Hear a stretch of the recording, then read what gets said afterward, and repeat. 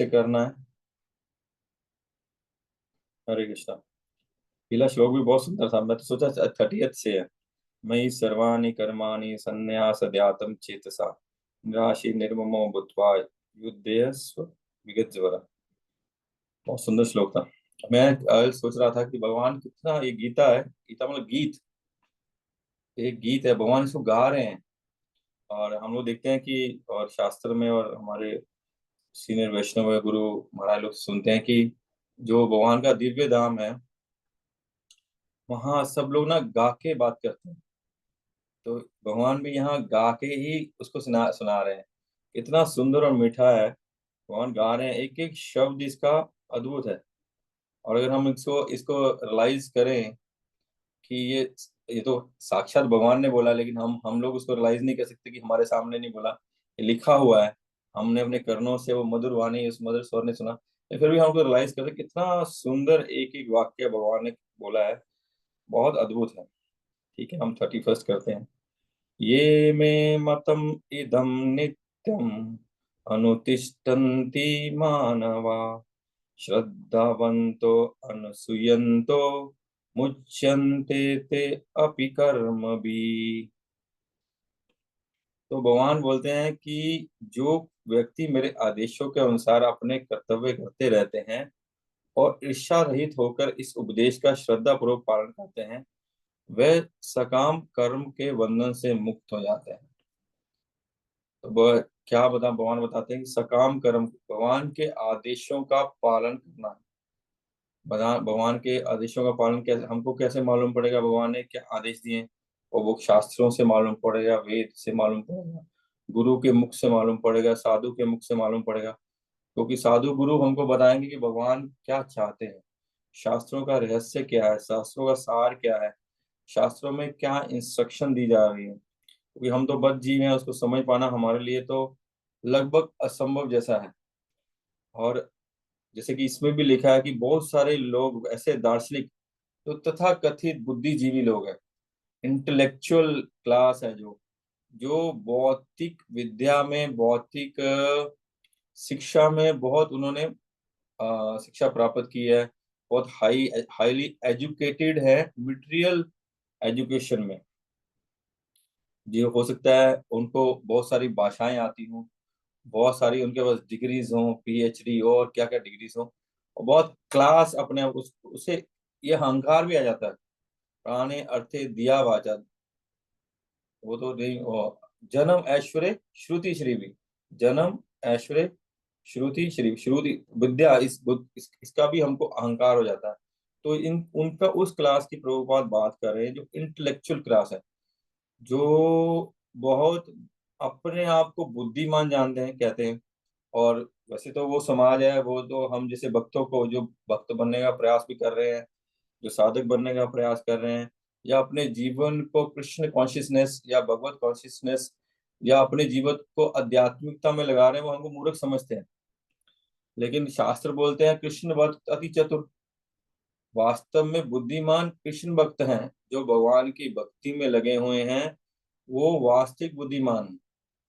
हो सकता है कि वो हाईली एजुकेटेड ना हो सकता है वो अनपढ़ ही क्यों ना हो। क्योंकि जैसे हम देखते हैं, जब महाप्रभु साउथ इंडिया जाते हैं, साउथ इंडिया में एक ऐसी जगह जाते हैं जहाँ बहुत ब्राह्मण होते हैं। तो वो ब्राह्मण होते हैं, सब पारंगत ब्राह्मण होते हैं, सब उच्च शिक्षित ब्राह्मण होते हैं, और सबको वेद शास्त्रों का अध्ययन और ज्ञान होता है। लेकिन एक ब्राह्मण होता है, वो वो इतना पारंगत नहीं होता, तो वो रो रहा होता है।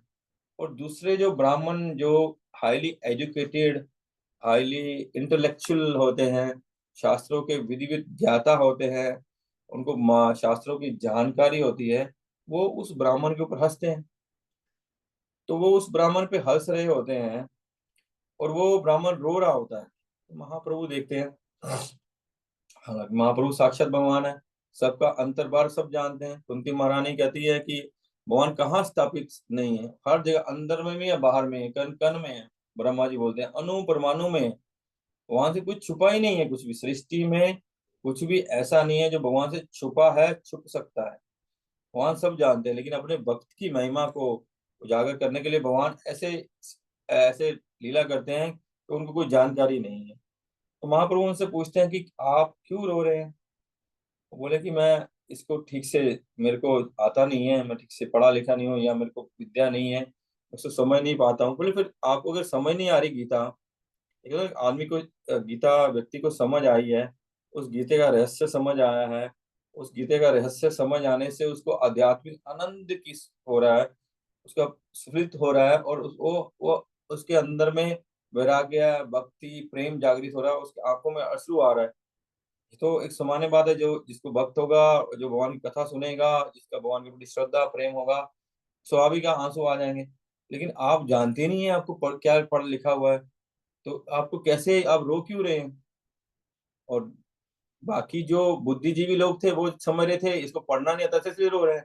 लेकिन वो महाप्रभु को बोलता है कि हे प्रभु, ये हमारे भगवान स्वयं, जो हमारे परम पुरुषोत्तम भगवान है, सारी सृष्टि के जो स्वामी हैं, अनंत लोकों के, काउंटलेस लोकों के स्वामी हैं, वो अपने भक्तों के लिए इतने भक्त वत्सल हैं कि अपने भक्त अर्जुन के लिए सारथी बन गए, और इतना प्रेम करते हैं अपने भक्त, इसलिए उसके मन में, वो जो हृदय में वो प्रेम, वो श्रद्धा भगवान के प्रति, जो उनका सम्मान के कारण उनके आंखों में आंसू है। तो महाप्रभु उन जो शास्त्र के विधि ज्ञाता थे, उनको किसी को आलिंगन नहीं किए, महाप्रभु ने उनको उठाया और आलिंगन किया। तो प्रभुपाद यही लिखे हैं कि जो दार्शनिक हैं वो भक्त नहीं है। गीता को समझने के लिए, गीता को अंडरस्टैंड करने के लिए, भगवान के आदेशों को समझने के लिए हमको सरेंडर होना पड़ेगा। हमारे हृदय में भगवान के प्रति श्रद्धा होनी चाहिए, और विश्वास, यहाँ भी लिखा श्रद्धावंतो अनसूयंतो, कि श्रद्धा, वो ईर्ष्या रहित श्रद्धा नेचुरल है। जो भक्त हैं, जो साधक हैं, उनका भगवान के प्रति ईर्ष्या नहीं होती है। लेकिन सामान्य जन को ईर्ष्या होती है, सब समय उनकी पूजा करो, सब समय उनकी आरती करो, उनको भोग लगाओ, उनके आदेशों का पालन करो। ऐसा ये हमारा सामान्य प्रवृत्ति है। और ये ऐसा नहीं, भक्तों में ऐसा नहीं होता, भक्त भगवान से उसका ईर्ष्या नहीं करे। लेकिन ये बहुत सारा हमने, हमारे में भी कंटेमिनेशन है ना, हम में भी कलमश है हृदय में।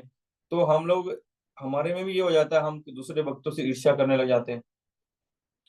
और शास्त्र बोलते हैं जब हमारे हृदय में ईर्ष्या होगी, भगवान के प्रति ईर्ष्या होगी, तो हमारा तो नरकगामी होंगे ही हम। हमारा कभी भी उद्धार नहीं हो सकता, कभी गीता समझ नहीं आ सकती, कभी हरि नाम हमारे हृदय में जागृत नहीं हो सकता, कभी कृष्ण प्रेम जागृत नहीं हो सकता। लेकिन हमारा किसी भक्त के प्रति भी ईर्ष्या होती है किसी कारणवश, तो हम इस गीता के रहस्य को नहीं जान पाएंगे, इस भगवान के रहस्य को नहीं जान पाएंगे। इसीलिए हमको सब समय इससे सावधान रहना है, ईर्ष्या रहित रहना है। ईर्ष्या नहीं करनी किसी से। हो सकता है कि वो हमसे नहीं हो, वो आगे निकल जाए। हो सकता है कि वो अभी उन्होंने ऐसा कुछ, हमको दिख रहा है कि ऐसा कुछ उन्होंने एफर्ट्स नहीं किया है हमारी टीम के लिए, मंदिर के लिए, हमारे सेंटर के लिए, और कोई प्रोग्राम के लिए, फिर भी उनको बहुत अप्रिसिएशन मिल रहा है, या लोग उनको बहुत अप्रिशिएट कर रहे हैं, या उनको हमारे हमारे समझ से उनको ऐसे क्या इम्पोर्टेंस मिल रहा है जिसके लिए वो योग्य नहीं है, इसलिए हमको ईर्ष्या हो सकती है। तो इससे हमको सावधान रहना। पता नहीं उन्होंने पूर्व जन्म में कितना क्या सेवा भगवान की कर रखी है कि उनको इतनी इंपॉर्टेंस मिल रही है, और इम्पोर्टेंस भक्त दे रहे हैं। भक्त दे रहे हैं मतलब भगवान दे रहे हैं, तो उसमें हम क्या, हमारा मालिक दे रहा है तो उसमें हम क्या कर सकते हैं। हमको उसमें चिंता करने की क्या जरूरत है। तो अगर उसको इम्पोर्टेंस मिल रही है तो हमको ईर्ष्या रहित रहना चाहिए। यहाँ भगवान बोल रहे हैं कि मेरे आदेशों का पालन करो। हमको, जैसे प्रभु जी एग्जाम्पल दिए, हमको सब समय अलर्ट रहना होगा।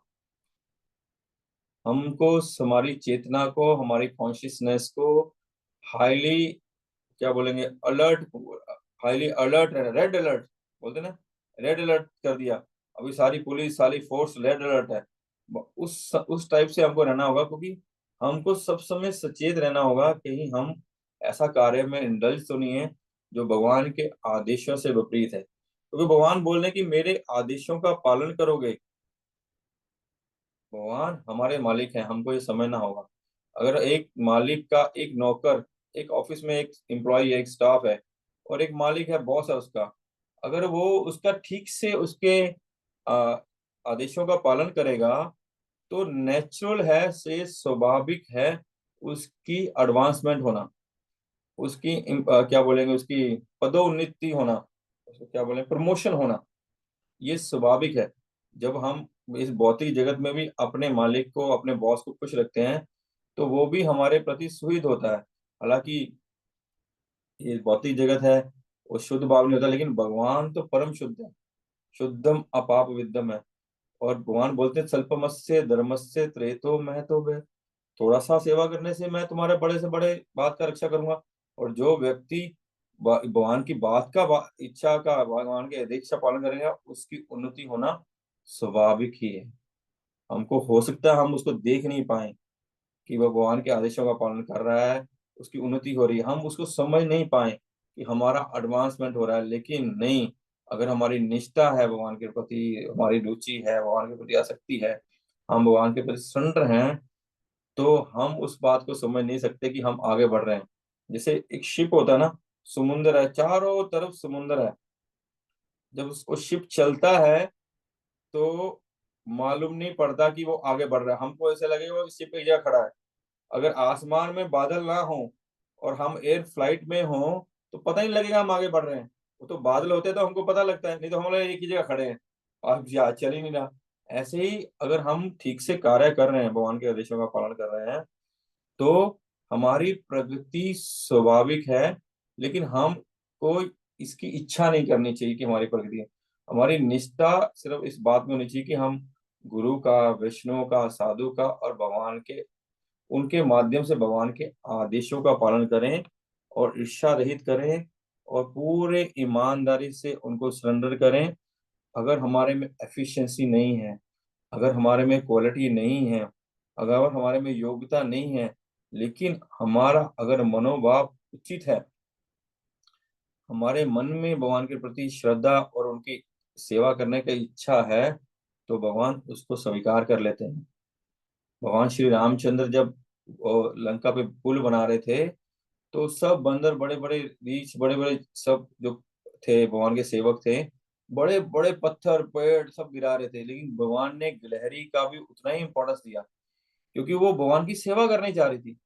उसके कैपेसिटी नहीं है कि हनुमान जी जितना वो पत्थर उठा के फेंके, पहाड़ ला के रखे, लेकिन उसकी जो भी कैपेसिटी भगवान ने उसको दी है, भगवान की इच्छा से जो उनको मन बुद्धि, जो भी उनको क्षमता, उनको जो फैसिलिटीज है, वो पूर्ण रूप से हमको भगवान की सेवा में लगा देनी चाहिए। हमारी जो भी कुछ है, जो कुछ हमारे पास है, मन से, कर्म से, वचन से, तन से, मन से, धन से, हम अगर भगवान की सेवा करने का प्रयास करते हैं, तो एक पाई भी, एक पैसा भी बहुत इंपॉर्टेंट है। भगवान को उसके बारे, भगवान आपकी वो छोटी सी सेवा को भी स्वीकार करते हैं। इसलिए भगवान यहाँ बोले आप सकाम कर्मों के उस बंधन से मुक्त हो जाएंगे, क्योंकि हम बंधे ही हुए हैं इस भौतिक जगत में, हैं इसलिए क्योंकि हम सकाम कर्मी हैं। हम कोई भी कार्य करते हैं उसके पीछे में हमारा स्वार्थ रहता है, हमारी कामना रहती है। जैसे पिछले श्लोक में बताया ना, निराशी निर्ममो, निराशा, बिना आशा के, कि हमारा काम को करने में हमारा अधिकार है, उसके फल में नहीं है। निर्मम, उसके स्वामित्व की भावना से रहित होके हमको कार्य करना चाहिए।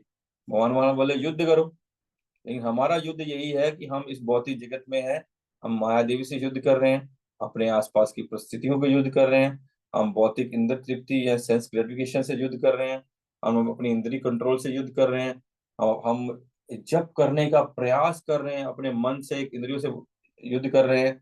हम और सब स्पिरिचुअल एक्टिविटी में इंडल्ज होने के लिए भौतिक लोग चीजों से युद्ध कर रहे हैं। हमारा मन होता है कुछ न्यूज देखें, हमारा मन होता है कुछ फिल्म देखें, हमारा मन होता है कुछ सीरियल देखें, लेकिन हम उससे युद्ध करके हम बोले नहीं, हम तो आज गीता पढ़ेंगे, हम तो आज भागवतम पढ़ेंगे, हम तो अभी हमारे पास समय 16 माला हो गया, कोई बात नहीं, हम बैठ के हरे कृष्ण कृष्ण कृष्ण हरे हरे, हरे राम राम राम हरे हरे। हम हो गए, ये युद्ध है हमारा, यही युद्ध है हमारा। हम अर्जुन नहीं है कि कुरुक्षेत्र में जो जाके युद्ध कर, ये युद्ध है हमारा। ये भगवान बोलते मेरे आदेशों का पालन करो, मेरे लिए कार्य करो।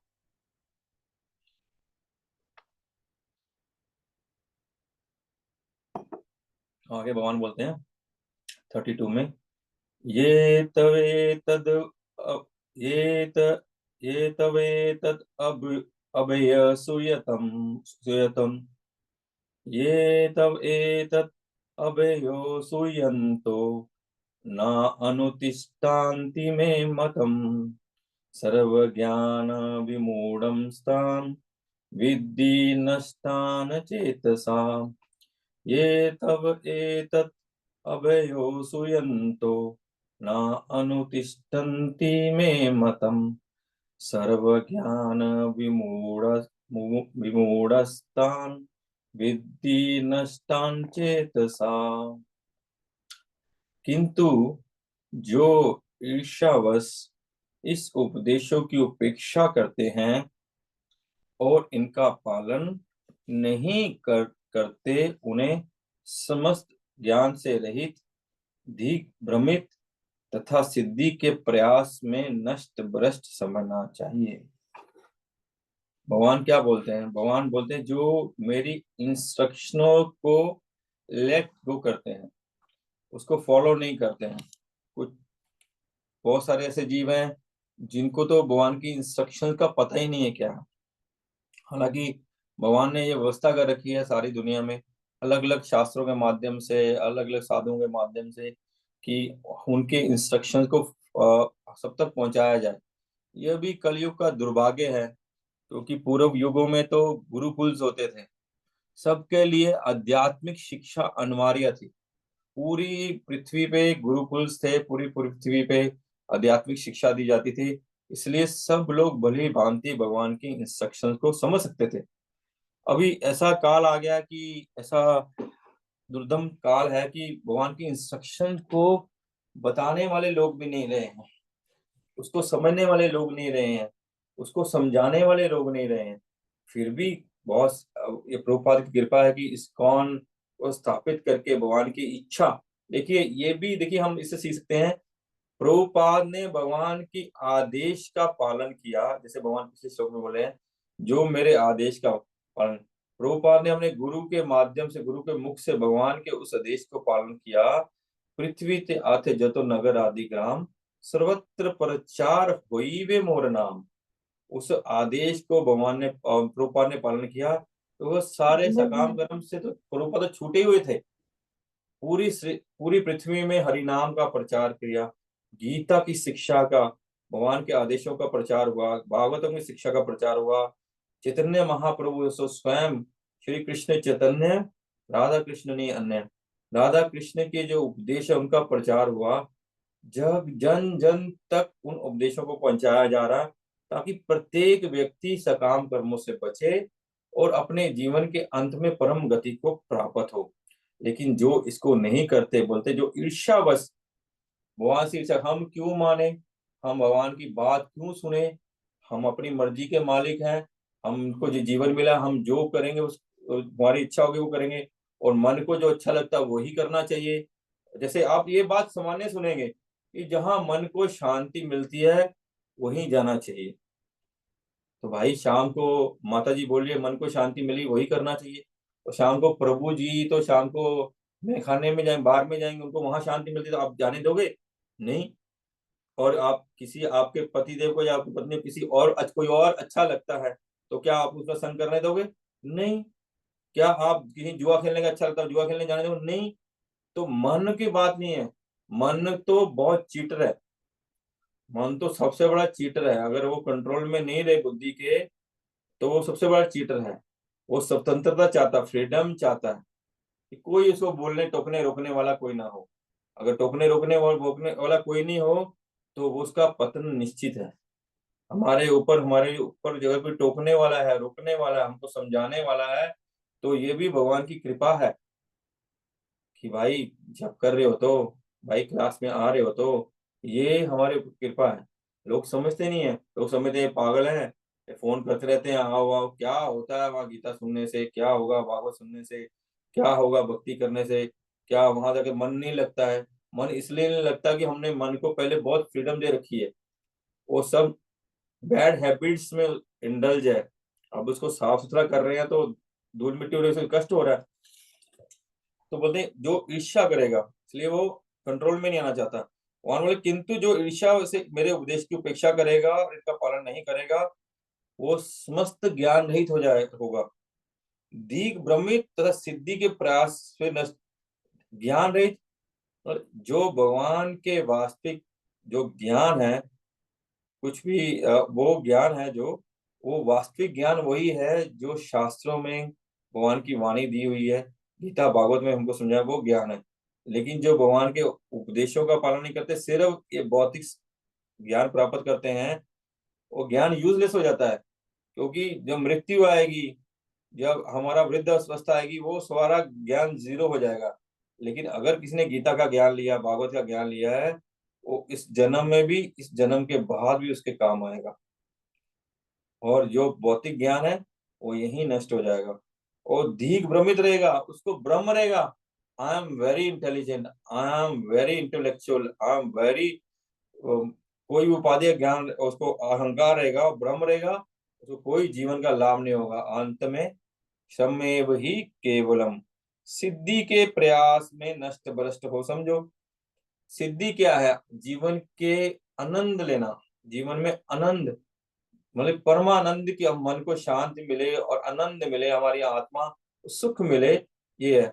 लेकिन जो मटेरियलिज्म में पड़ा रहेगा, तो ना आनंद मिलेगा, ना शांति मिलेगी, ना सुख मिलेगा। लेकिन जो भक्ति करेगा, वो सब समय कर्तुम अव्यम सुसुखम, भगवान बोलते हैं ना कि जो भक्ति है वो सुसुखम है।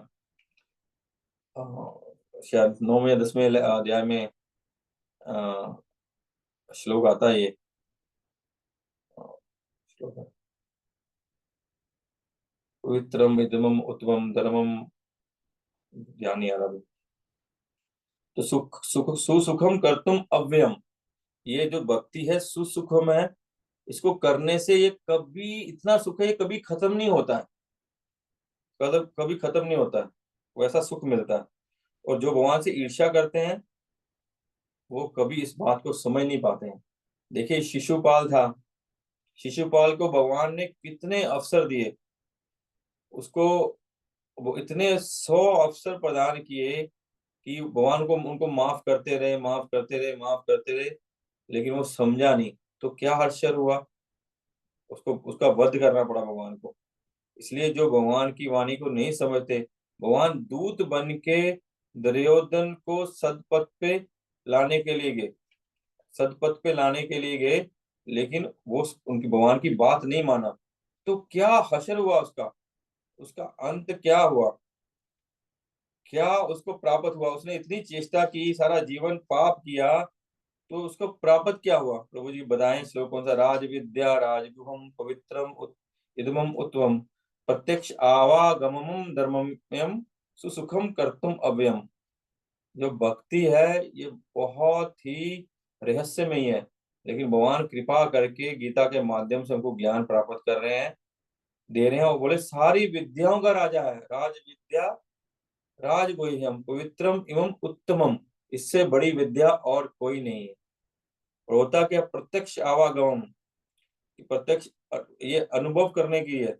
इसको करने से हमको अनुभव होता है, हमारा क्या बोलते हैं, रियलाइजेशन होता है, और वो हमको अनंत सुख प्रदान करती है।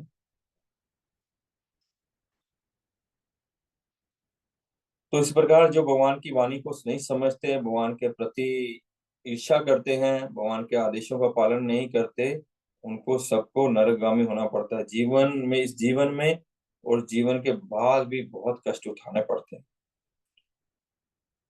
ठीक है, आगे चलते हैं। सदृशं चेष्टते स्वस्य प्रकीर्तेर्ज्ञान ज्ञानवान् अपि, प्रकीर्तिं यान्ति भूतानि निग्रह किं करिष्यति। ज्ञानी पुरुष भी अपनी प्रकृति के अनुसार कार्य करता है, क्योंकि सभी प्राणी 3 गुणों से प्राप्त अपनी प्रकृति का ही अनुसरण करते हैं। भला दमन से क्या हो सकता है? तो भगवान यहाँ क्या बोल रहे हैं कि सदृशम चेष्टते स्वस्य, कि मनुष्य को, क्योंकि हम लोग सब जो भौतिक जगत में है वो गुणों से, रस्सी से बंधे हुए हैं। तीन रस्सियां जो हमको दिखती नहीं है। दुर्गा देवी ने तीन रस्सियां हमसे हमको बांध रखा हुआ है। महादेवी ने हमको तीन, वो एक तमोगुण की, रजोगुण की, सतोगुण की तीन रस्सियों से बंधे हुए हैं। और दुर्गा देवी हमको नचा रही है। उस तीन रस्सियों से हम कठपुतली की तरह नाच रहे हैं। उसके पीछे कारण हम ही है, क्योंकि हमने भगवान के आदेशों का पालन नहीं किया। हमने भगवान से ईर्ष्या की। हमने भगवान के चरणों में अपराध किया, तो हमको यहाँ लाया गया कारावास में, और हमको तीन गुणों से बांध दिया गया। अभी उन गुणों में भगवान बोलते हैं, जो जिस गुण में है उसको उसी प्रकार का कार्य करना पड़ चाहिए। ये क्या बात हुई? उसको दमन नहीं करना। जब दमन नहीं करेंगे तो हम लोग आगे कैसे बढ़ेंगे? एक तो तब तो बोल रहे हैं कि मेरे आदेशों का पालन करो, मेरे से ईर्ष्या मत करो। मेरे आदेशों का पालन करने से, मेरे को ईर्ष्या नहीं करने से, मेरी बात सुनने से तो आप इस जगत से मुक्त हो जाओगे। और अगर हम जो हैं वैसे ही रहेंगे, जो हम तमोगुनी हैं, हम वो नशा में रहेंगे, हम मांसाहार करेंगे, हम व्यभिचार करेंगे, हम जुआ करेंगे, अगर वो ही करते रहेंगे तो हमारा उद्धार कैसे होगा? हम आगे कैसे बढ़ेंगे? तो यहाँ भगवान वैसे नहीं बोल रहे हैं। हम लोग तीन गुणों से बंधे हुए हैं, लेकिन हमको तथा कथित, अगर हम अभी भक्ति में आए हैं, हम लोग अभी नव दीक्षित हैं, मतलब वे एक नए स्टूडेंट हैं। तो भगवान बोलते हैं कि अभी तुम नए स्टूडेंट हो, नए नए भक्ति में आए हो, तो तुम लोगों को अभी तुम लोग जिस स्टेज पे हो, उसी स्टेज के हिसाब से अपना दिखाओ।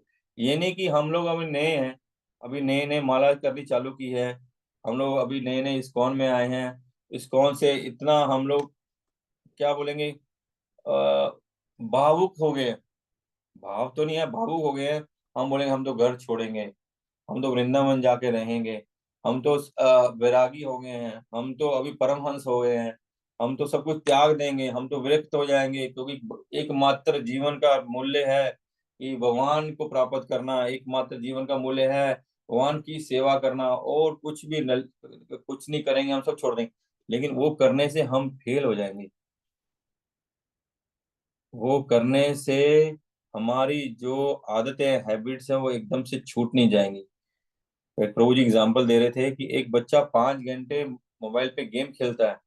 अभी वो इस्कॉन में, वृंदावन में ज्वाइन किया है, तो अभी वो एक माला जप करने लग गया है और कुछ पढ़ने लग गया है, तो 15-20 मिनट का सेवा करने लग गया है। तो इसका मतलब ये नहीं है कि वो 5 घंटे कुछ और करेगा नहीं। वो करेगा, हो सकता है गेम खेलनी बंद कर दे, मोबाइल छोड़ दे, लेकिन वो मटेरियल काम ही करेगा। इसी प्रकार हम जिस स्टेज पे हैं, हमको धीरे धीरे ग्रेजुअली हम बढ़ेंगे। हम एक माला से शुरू हुए थे, धीरे 2 हुआ, 4 हुआ, 8 हुआ, 12 हुआ, 16 हुआ, और भी कोई 32 कर रहा है, कोई 64 कर रहा होगा, जो भी कर रहे हैं, हम ग्रेजुअली बढ़ रहे हैं। धीरे धीरे हम भक्तों का संग करके हमारे अपना शुद्धिकरण कर रहे हैं। धीरे धीरे हरि नाम करके हमारे चित्त का मार्जन हो रहा है। तो हो रहा है, तो हम तमो से रजो, रजो से सतोगुण, यहाँ बोलेंगे तीनों गुण थे हमारे पहले भी, अभी भी हैं। तो उसमें तमोगुण की मात्रा कम हो रही है, रजोगुण की मात्रा कम हो रही है, सतोगुण की मात्रा बढ़ रही है। और उस सतोगुण में हम रह के भक्ति करने का प्रयास कर रहे हैं। तो उससे हमारे धीरे धीरे जब हम शुद्धता की तरफ जाएंगे, तो शुद्ध सत्व की तरफ बढ़ेंगे। तो हमको धीरे धीरे आगे बढ़ना होगा, इन तीन गुणों से आगे बढ़ना होगा। और जिस जिस स्थिति में हम हैं आज, हम जिस स्थिति में हम हैं, वही स्थिति का प्रदर्शन करना चाहिए, दिखावा नहीं करना चाहिए।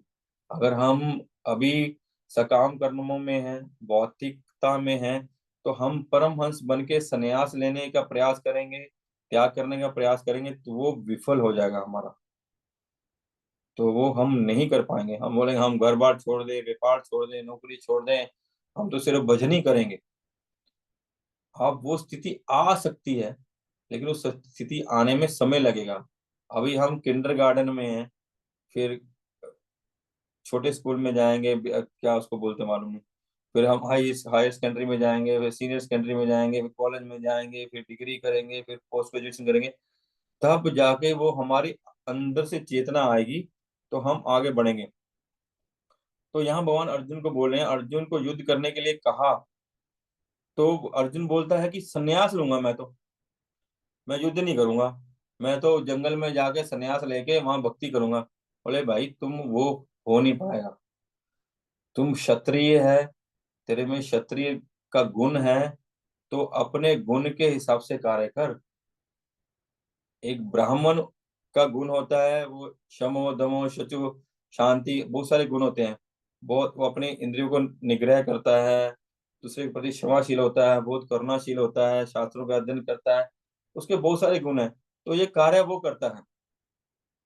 लेकिन क्षत्रिय कार्य है राजपाट करना, प्रजा की रक्षा करना, और प्रजा पे जो कोई आतताई आएगा तो उसका वध करना, उसको सजा देना।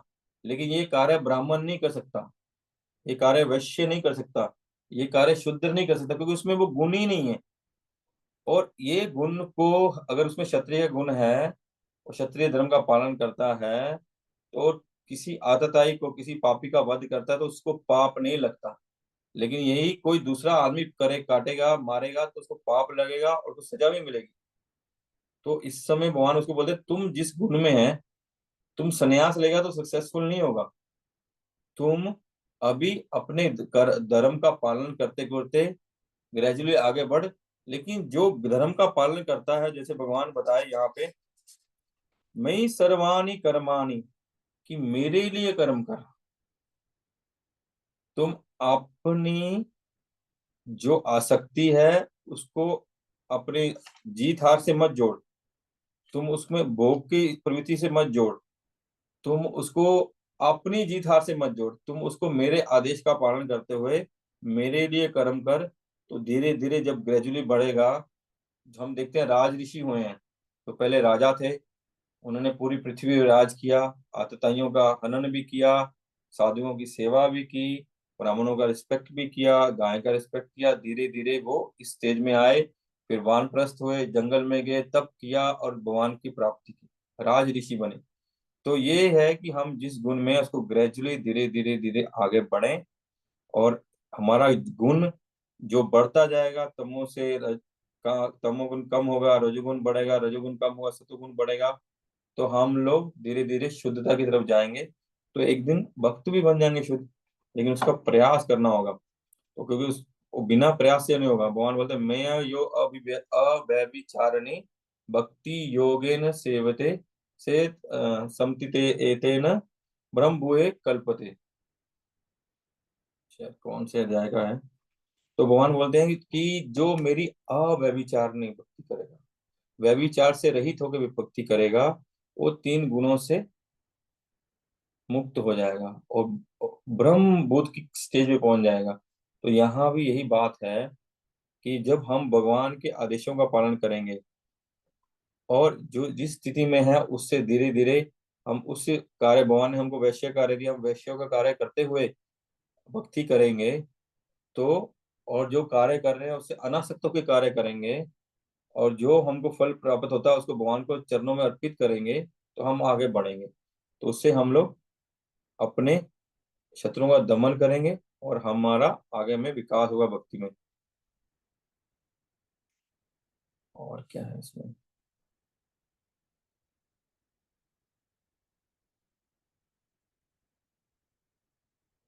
तो 7:50 हो गए हैं, आगे करना है क्या। एक श्लोक ले लीजिए प्रभु जी। एक श्लोक ले लें।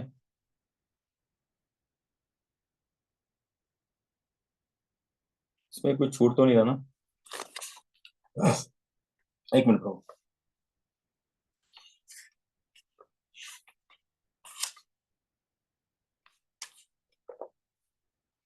इसमें एक और पॉइंट था, और भगवान यहाँ बोल रहे हैं कि ज्ञानी पुरुष भी अपनी प्रकृति के अनुसार कार्य करता है, क्योंकि सभी प्राणी तीनों गुणों से प्राप्त अपनी प्रकृति के ही अनुसार कार्य करते हैं। बला दमन से क्या होगा, और जो ग्रेजुअली नहीं बढ़ेंगे तो वो क्या होगा, वो इस भौतिक संसार में लगे रहेंगे।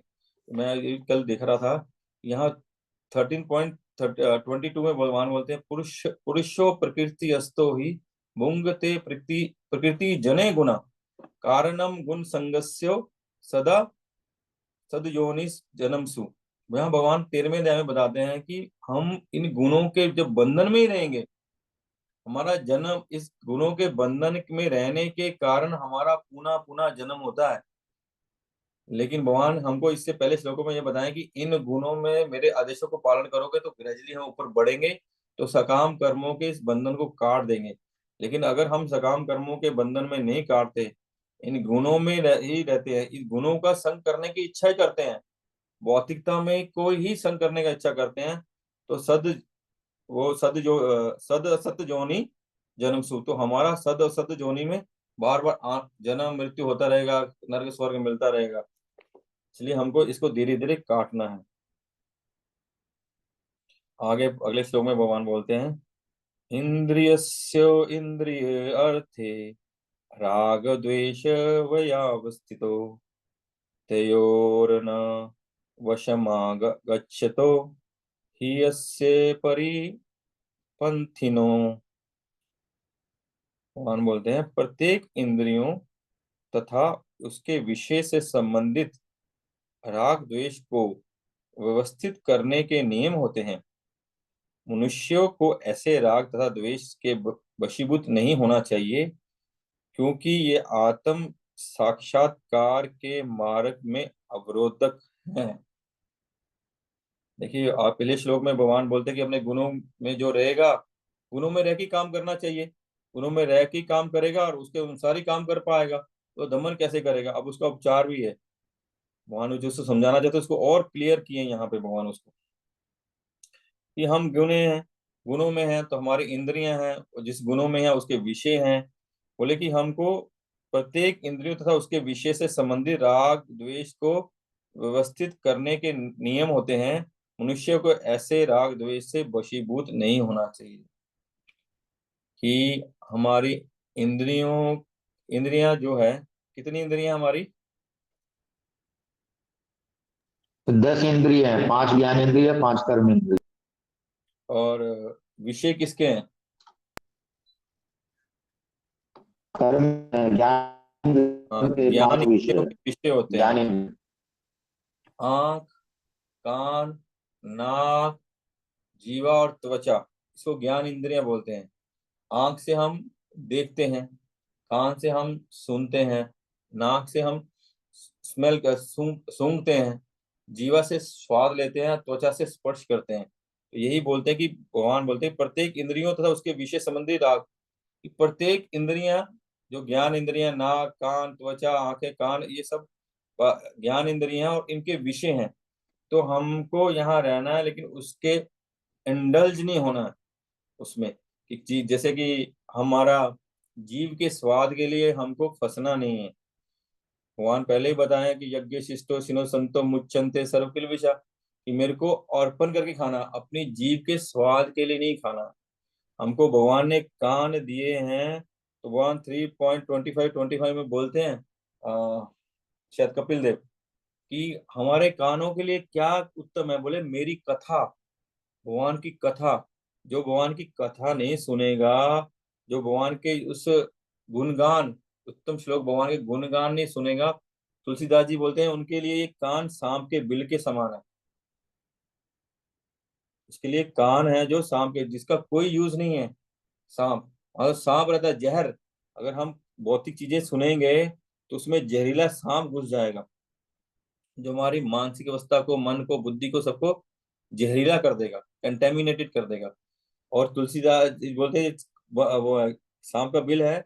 और शास्त्र में और बताया गया कि जैसे ऐसा नहीं बनना कि हमको भगवान ने कान दिए हैं और हम उससे भगवान की कथा ना सुने। जैसे बोलते हैं सांप होता है, सांप के दोनों कान होते हैं, लेकिन सांप को सुनता नहीं है, वो वाइब्रेशन से वो काम करता है, उसको सुनता नहीं है, उसको वो सुन नहीं पाता है। तो हमारे कान भगवान ने दिए हैं इसलिए, ताकि हम भगवान की कथा को सुन के हम लोग अपने कानों का उचित उपयोग कर सकें, नहीं ना कि अपने कानों को किसी भौतिक कार्य में लगाएं या भौतिक चीजों में लगाएं, सेंस ग्रेटिफिकेशन में लगाएं, वो नहीं है। और हमको भगवान बोले राग द्वेष, मनुष्य को ऐसे राग द्वेष से वशीभूत नहीं होना चाहिए, क्योंकि इस ये आत्म साक्षात्कार के मार्ग से अवरोधक है। तो प्रभुपाद जी इसमें लिख रहे हैं कि हमको कि सेंस ग्रेटिफिकेशन के लिए उसमें इंडल्ज नहीं होना चाहिए। अगर हम उसमें इंडल्ज होंगे तो हमारा पतन हो जाएगा, हमारा अधोगति हो जाएगा। बोलते हैं कि जैसे कि हमको पहले तो गुरुकुल में होते थे, पहले ब्रह्मचारी रहते थे, उसमें से कुछ ब्रह्मचारी साधु बन जाते थे, कुछ ब्रह्मचारी गृहस्थ जीवन में चले जाते थे, जिनका अपने काम इंद्रियों पे, जनन इंद्रियों पे कंट्रोल कम होता है, वो लोग गृहस्थ जीवन का पालन करते हैं। लेकिन गृहस्थ जीवन का पालन करने भी ये है कि हम अपने गृहस्थ जीवन में हुए, हम शादी किए, हम उसके प्रति वफादार रहें। हम उसमें बताया जाता है कि हमको जो शादी करते हैं तो हमको एक पत्नी, जैसे भगवान श्री राम एक पत्नी व्रत थे, वैसे ही इस कलयुग में प्रत्येक जीव अगर शादी भी करता है, जो भी जीव शादी करता है, जो भी जीव ब्रह्मचारी नहीं रह सकता, साधु नहीं बन सकता, अगर उसको शादी करनी है, उसको दूसरा क्या बोलते हैं, संग चाहिए, तो उसको उस पर कंट्रोल होना चाहिए। शादी की है तो उसके प्रति पूरा वफादार रहे। उसमें ऐसा नहीं है कि वो से अपना सेंस ग्रेटिफिकेशन के लिए व्यभिचार में लग जाए। उसे क्या होगा, बोलते हैं कभी भी आत्म साक्षात्कार नहीं कर पाएगा। अगर वो अपनी सेंस ग्रेटिफिकेशन को नहीं रोकेगा, वो कभी भी आत्म साक्षात्कार नहीं कर पाएगा। और यहाँ प्रभुपाद एक लिखे हैं आगे,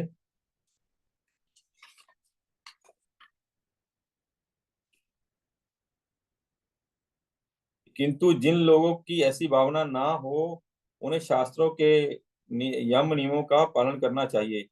अनियंत्रित इंद्रिय भोग की भौतिक बंधन का कारण है, किंतु जो शास्त्र के यम नियमों का पालन करते हैं, वो इंद्रियों विषय में नहीं फंसते। वो इंद्रियों के विषय में नहीं सकते। भगवान बोलते हैं 5वें अध्याय के 22वें श्लोक में, ये ही संस्पर्शा या भोगा दुख योनो न अयवते ए अदंत मंतो कौनते ना तेषु रमते बुद्धिया। भगवान बोलते हैं जो बुद्धिमान है, जो ये जानते हैं कि इस इंद्रियों के इंद्रियां और इंद्रियों के विषय, भौतिक जगत में इंद्रियां और इंद्रियों के विषय दुख का कारण है, वो हमारे दुख का कारण है, हमारे इस भौतिक संसार में फंसे रहने का कारण है। कहते वो इस जाल में फंसते नहीं है, वो इंटेलिजेंट होते हैं, वो इस जाल में फंसते नहीं है, इस विषयों के आगे निकल जाते हैं। और कहते फिर भी वो प्रभुपाद आगे लिख रहे हैं, किंतु फिर भी हमें ऐसी छूट के नियंत्रण पर विश्वास नहीं रखना चाहिए। मतलब अगर हमको शादी की है या हमको कुछ नियमों का पालन भी कर रहे हैं, फिर भी हमको अलर्ट रहना चाहिए। मनुष्य को अनासक्त रहकर इन यम नियमों का पालन करना चाहिए, क्योंकि नियमों के अंतर्गत इंद्र तृप्ति का अभ्यास भी उसे पथ भ्रष्ट कर सकता है। जिस प्रकार की राजमार्ग तक में दुर्घटना की संभावना बनी रहती है, भले ही इन मार्ग की कितनी ही सावधानी से देखभाल क्यों ना की जाए, किंतु इसकी कोई गारंटी नहीं दे सकता कि सबसे सुरक्षित मार्ग पर कोई खतरा नहीं है। बोले हैं कि हम अगर यम नियमों का, विधि विधानों का पालन करते भी हैं, फिर भी हमको अलर्ट रहना चाहिए, हमको बहुत अलर्ट रहना चाहिए। ऐसा नहीं है हम भक्ति में आ गए हैं, 16 माला जप करने लगे हैं, हम 4 नियम पालन करने हैं, तो हमको कहीं हम लोग पथ भ्रष्ट नहीं होंगे, हम कहीं डिग नहीं जाएंगे। इसलिए प्रभुपाद हमको समझाए हैं कि जो जेंट्स भक्त होते हैं, जो पुरुष भक्त हैं, उनको माताजी लोग के साथ बहुत इंटीमेशन नहीं होना चाहिए। उनको अगर माताजी लोग से कोई बात भी करनी है तो अकेले कभी बात नहीं करनी चाहिए। और माताजी लोग को भी, अगर माताजी लोग कुछ पूछना चाहती हैं, तो वो प्रभु से अकेले में बात नहीं करनी चाहिए। ऐसा नहीं है कि वो कोई ऑफिस में कि रूम में हम अकेले बात बात करें, अरे कभी ऐसा नहीं करना चाहिए। और हमने देखा है, ऐसा करने से बहुत से लोगों का, भक्तों का पतन हो जाता है। प्रभुपाद हमको एग्जाम्पल सेट करने के लिए, वो शुद्ध भक्त होते हुए भी, पूरी दुनिया में प्रचार करने के उपरांत भी, वो जब अपनी बहन तक को मिलते थे रोम में, वृंदावन में, तभी अपने किसी शिष्य को बुलाते थे, तुम यहाँ बैठ। क्यों? एक एग्जाम्पल सेट करनी है कि हम इस पथ पे चल रहे हैं, तो हमारा को सावधान रहना होगा। विश्वामित्र इतने बड़े महान ऋषि थे, फिर भी वो डिग गए। नारद मुनि, देव ऋषि नारद मुनि भगवान के अति प्रिय भक्त हैं, उनको भी वो एक बार फंस रहे थे। हालांकि वो लीला भगवान ने ही रची थी, तो हम तो कुछ भी नहीं है, वो तो भगवान ने ही लीला रची थी, इसलिए वो इतने बड़े संत थे, इतने बड़े भक्त थे, उसमें फंस गए। हम तो अदने से भी नहीं है, माया देवी हमको कभी भी फंसा लेगी, एक क्षण नहीं लगेगा हमको फंसने में। इसलिए बहुत सावधान रहना है, हमको बहुत कंट्रोल में काम करना, और जो प्रभुपाद ने हमको नियम दिए हैं उसको बहुत सावधानी से पालन करना है। ठीक है। प्रभुपाद आगे, अतः मनुष्य को चाहिए कि वह किसी भी अवस्था में कृष्ण भावना अमृत से विरक्त होने की चेष्टा ना करे।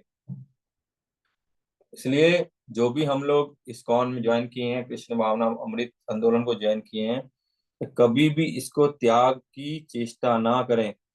कभी भी इसको छोड़, कुछ भी परिस्थिति हो जाए, कैसी भी स्थिति परिस्थिति आ जाए, कभी भी हमको भक्ति के इस मार्ग को, भक्तों के इस संग को, प्रभुपाद को हमको कभी नहीं छोड़ना चाहिए। हो सकता है कि आपको एक भक्त जो आपका इंस्ट्रक्टर है, जैसे मैं ही हूँ, मैं आपको अच्छा नहीं लगता, नहीं लगता, आप मेरे को छोड़ सकते हो, लेकिन इस्कॉन को, कृष्ण भावना अमृत को नहीं छोड़ना। प्रभुपाद के चरणों को कभी मत छोड़ना। हमको एक दूसरे के प्रति कहीं कुछ मिसअंडरस्टैंडिंग, कुछ ग्रजेस आ सकते हैं, कुछ द्वेष मन में भावना आ सकती है, वो हमारी पर्सनल हो सकती है, हमारी भूल हो सकती है, उनकी भूल हो सकती है, लेकिन कभी भी किसी भी स्थिति परिस्थिति में हमको इस्कॉन को नहीं छोड़ना। अगर हम छोड़ देंगे तो हमारी भक्ति में प्रगति नहीं कर पाएंगे। कोई चांस नहीं है कि हम सोचे कि हम अभी सीख गए हैं, हमको मालूम है सुबह जल्दी उठना है, मंगला आरती करनी है, 16 माला करनी है, भागवत पढ़नी है, गीता पढ़नी है, और हम उसको करते हुए हम सिंगल हैंडली हम भक्ति में आगे बढ़ जाए, कभी नहीं होगा।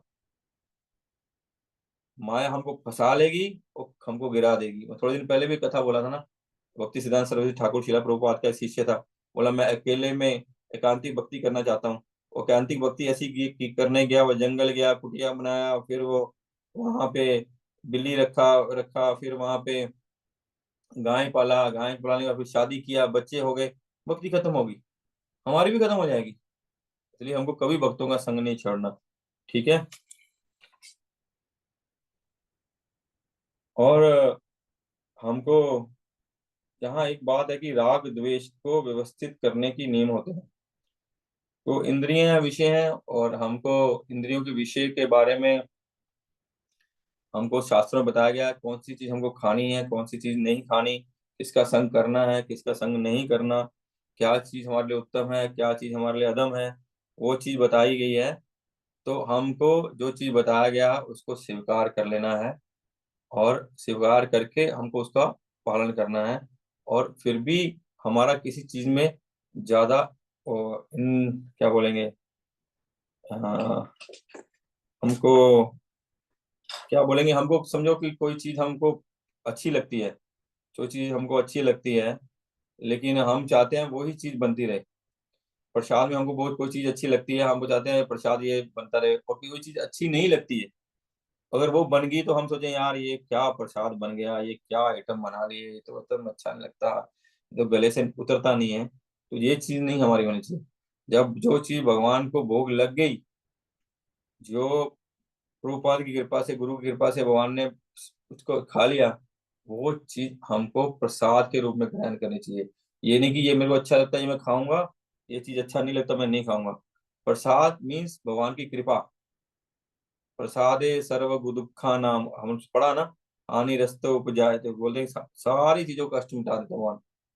तो हमको जो भी हमारे भक्ति में आगे बढ़ाने के लिए है उसको फॉलो करना चाहिए, लेकिन ऐसा नहीं है कि दूसरी चीजों से द्वेष नहीं करना चाहिए। और जो प्रसाद में मिले, भगवान की कृपा से मिले, उसको स्वीकार करके भगवान के प्रसाद को उसको ग्रहण करना चाहिए। ठीक है। प्रभु शिला प्रभुपाद की जय। किसी का कोई प्रश्न?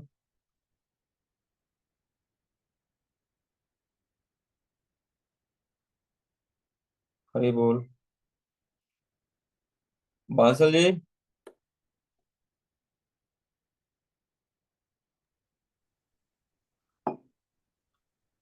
हरे कृष्ण गुरु जी।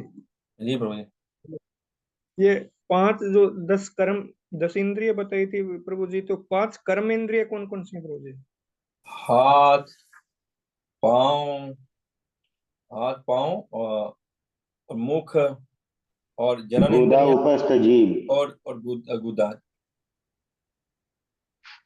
हाथ पाँव मुख, हमारी जनन इंद्रियां मतलब बाथरूम करने की जगह, और हमारा बैक में पोटी करने की जगह, वो 5 कर्म इंद्रियां। जी। 5 ज्ञान इंद्रियां, 5 कर्म इंद्रियां, 5 उसके विषय, 5 ये भौतिक तत्व, ये जल वायु अग्नि पृथ्वी, जल वायु अग्नि पृथ्वी और आकाश, ये फिर मन बुद्धि अहंकार, ये 23 तत्व हैं। एक उसके ऊपर है महत तत्व जिसको बोलते हैं। ये 24 तत्वों से भौतिक संसार बना हुआ है। सारी भौतिक संसार में यही है और इसके अलावा कुछ नहीं। हरे कृष्ण। हरे कृष्ण। तो मेरा एक प्रश्न था, जैसे यहाँ लिखा हुआ है कि भला दमन करने से क्या होगा, लेकिन जो भी कृष्ण भावना भावित में आता है धीरे धीरे उसकी इंद्रियां तो दमन होती ही हैं।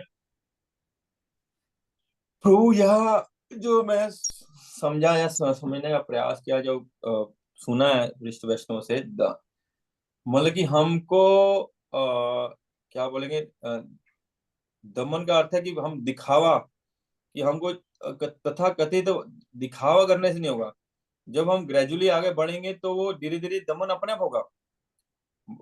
श्रीपाद रूप गोस्वामी बोलते हैं ना, वाचो वेगम मनसा क्रोध वेगम जीवा वेगम उदर उपस्थ वेगम एतान वेगम यो वेशेत धीरा सर्वाम अपि माम पृथ्वी स शिष्यात्, कि हमको 6 वेगों को उसको कंट्रोल करना है। लेकिन कंट्रोल होगा अगर हम एडवांस नहीं होंगे और हम उसको जबरदस्ती दिखावा करेंगे कि हम अभी कंट्रोल में हैं, तो क्या हम उसको रख पाएंगे क्या?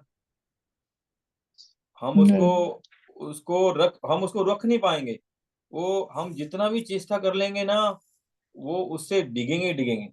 तो भगवान ये बोल रहे हैं कि ग्रेजुअली बढ़ना है हमको, दिखावा मत करो जिस स्थिति में वो हो। हाँ, तो हम बढ़ रहे हैं, जैसे मैंने बोला हम बढ़ रहे हैं धीरे धीरे आगे। गति किसी की बहुत स्पीड हो सकती है, कोई कोई वंदे भारत की तरह 200 की स्पीड में जा सकता है, कोई राजधानी की तरह 120 की स्पीड में जा सकता है, कोई एक बाइक की तरह 60 की स्पीड में जा सकता है, कोई मोपेड की तरह 20 की स्पीड में जा सकता है, कोई साइकिल की स्पीड में जाता था, कोई पैदल स्पीड में। सबकी गति अपनी अपनी हो सकती है। लेकिन जो दिखावा नहीं। लेकिन जो ठीक से फॉलो करेगा, वो उसकी इंद्रियां श्वेता दमन होता रहेगा उसका। मैं अपने आप में देख सकता हूँ प्रभु, मैं ये बात बोलने की नहीं है, हम में बहुत आया नहीं है कि प्योर हो गए हैं। ठीक है, हम में 100 था, अभी 99.99 हुआ, कुछ तो फर्क पड़ा है। हम अगर कृष्ण भावना अमृत में आए हैं, प्रभुपाद के चरणों के आश्रय लिए हैं, तो प्रभुपाद की कृपा से फर्क पड़ा है। पता नहीं कितनी बुराइयां हैं हम में, अपनी बात कर रहा हूँ, लेकिन कुछ तो हुआ है, कुछ तो फर्क पड़ा है। वही जो हम साक्षात जिस चीजों में इंडल्ज थे, या जिस चीजों में हमारा बहुत अट्रैक्शन था, वो चीजों से श्वेता अट्रैक्शन कम हो गया है या खत्म हो गया बहुत सारी चीजों में। तो ये, तो हम दमन हुआ ना, अपने श्वेता दमन हुआ। वो हम जब भक्ति कर रहे हैं, हमको फोर्सली करेंगे, वो जो वो मतलब विषय विनय निवर्तनते, ऐसा वर्ड क्या है, विषय विनय निवर्तनते। हाँ, यार यही समस्या है, मैं भूल जाता हूँ। जब क्लास देता हूँ भूल जाता हूँ, अभी क्लास बंद करूंगा, अभी सब याद आ जाएगा। विषय विनय निवर्तन्ते रसावर्जन, अपने श्लोक पढ़े ना, ये सेकंड सेकंड चैप्टर का क्या। हाँ, विषय विनय निवर्तन्ते निराहारस्य देहिना रसावर्जन रसापस्य परम दृष्ट्वा निवर्तते। जब जैसे जैसे हमको हायर टेस्ट आता रहेगा, तो वैसे वैसे लोअर टेस्ट अपने आप खत्म होता जाएगा। वैसे वैसे हम जैसे जैसे कृष्ण भावना अमृत में आगे बढ़ेंगे, वैसे वैसे मटेरियल इंद्रियों का दमन अपने आप होता जाएगा, हमारी इंद्रियां शुद्ध होती जाएंगी। तो वो ठीक है प्रभु जी, क्या मैं आपको हरे कृष्ण संतुष्ट प्रभु कर। जी, दंडवत प्रणाम। तू क्या बोल रहे थे? मैं तो बहुत कुछ बोला, आप थे ही नहीं प्रभु, आप बोल रहे थे ना, मेरे को आवाज लगा इसलिए। नहीं। ठीक है ठीक है, मेरे को लगा आप है नहीं। हाँ, नहीं प्रभु। ठीक है प्रभु, थैंक यू वेरी मच। वांछा कल्पतरुभ्यश्च कृपा सिंधु एव च सिंधु एव च पतितानां पावनेभ्यो वैष्णवेभ्यो नमः। नंद कोटि वैष्णव वृंद की जय, शिला प्रभुपाद की जय, गीता उपनिषद की जय। लेकिन क्लास नहीं बंद करनी है अपने को, कोई भी क्लास दे क्लास को कंटिन्यू कीजिए प्लीज। आप चाहे पढ़ के परपट ही बोलिए, क्योंकि सब भक्त छूट जाते हैं। अब महावीर प्रभु आ रहे थे, और सुशील प्रभु अग्रवाल, क्या नाम है उनका, वो सुरेश अग्रवाल, ये वो बहुत सारे भक्त आ रहे, तो वो सब छूट जाते हैं प्रभु हम क्लास बंद करने से, इसलिए क्लास नहीं